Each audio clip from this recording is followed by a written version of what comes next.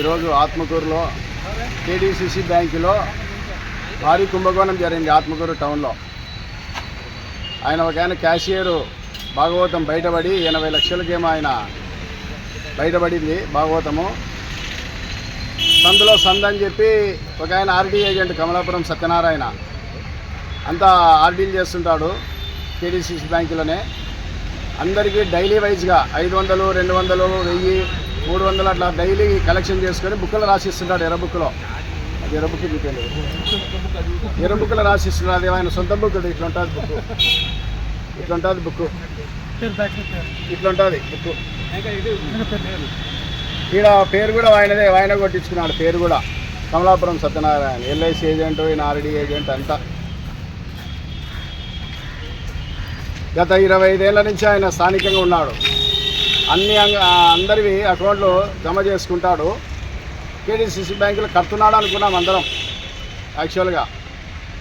కానీ ఈ భాగవతంలో చూస్తే ఆయన భాగవతం బయటపడింది. ఈరోజు ఎవరి కేడీసీ బ్యాంకులో ఆయన డబ్బులు జమ చేసేవాడు కాదు. సంవత్సరం తర్వాత 11 నెలల్లో జమ చేసి వాళ్ళతో ఓచర్ రాయించుకొని మళ్ళీ డబ్బులు తీసుకుంటున్నారని చెప్పి పిలిచి వాళ్ళకి డబ్బులు ఇప్పించేవాడు బ్యాంకులో. దీంట్లో బ్యాంకు అధికారులు కళ్ళు మూసుకున్నారు. మేము కూడా చూసుకోలేం, మా తప్పు కూడా మేము కూడా కళ్ళు మూసుకున్నాం, అందరం కళ్ళు మూసుకున్నాం. ఎందుకంటే మేము వ్యాపారస్తులం, మాకు రోజు వ్యాపారాలు ఉంటాయి. మా సతమతంలో మేము మునిగి తేలుతుంటాం. మేము నమ్మినాం ఆ మనిషిని.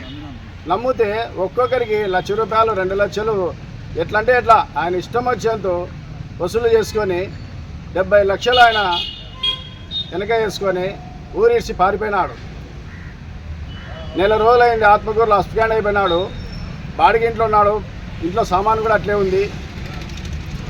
ఎంత భారీ కుంభకోణం అంటే ఆత్మకూరులో గోల్డ్, వెండి కూడా కొనుక్కొని పక్కా ప్లాన్గా పోయినాడు. మాకు ఇట్లా ఈ విధంగా బ్యాంకులో డిపాజిట్ చేయాలా. ఎంత కుంభకోణం అంటే ఇవి ఎంట్రీలు కట్టాడు, ఆయనే కట్టినాడు అనుకున్నాం. ఇలా టిక్కులు వేసుకున్నాడు అన్ని. మేమైతే చూసుకుని కట్టినాడని నెలలు కరెక్ట్గా వస్తున్నాయిలే, సరిపోయిందిలే అని చెప్పి లోపల పెట్టుకుంటున్నాం మేము.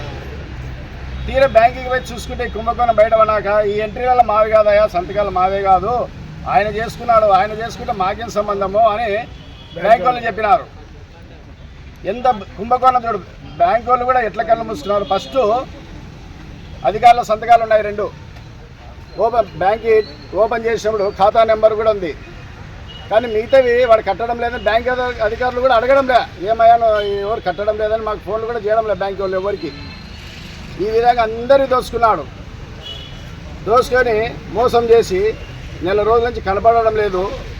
కమలాపురం సత్యనారాయణ దేవాలయంలో 10 మందికి అన్నదానం చేసే డబ్బులు కూడా ఎత్తుకొని పోయినాడు. దేవుని డబ్బులు కూడా బీదవారికి ప్రతి శనివారం మేము వెంకటేశ్వర స్వామి దేవాలయంలో భోజనం పెడతాము. ఆ డబ్బులు కూడా ఆయన ఎత్తుకొని పోయి చాలా నీచమైన పని చేశాడు. ఈ వివరాలన్నీ ఆత్మకూరు టౌన్ సిఐ గారు వారికి తెలపడం జరిగింది. సిఐ గారు సానుకూలంగా స్పందించి విచారిస్తామని చెప్పి ఇవ్వడం జరిగింది.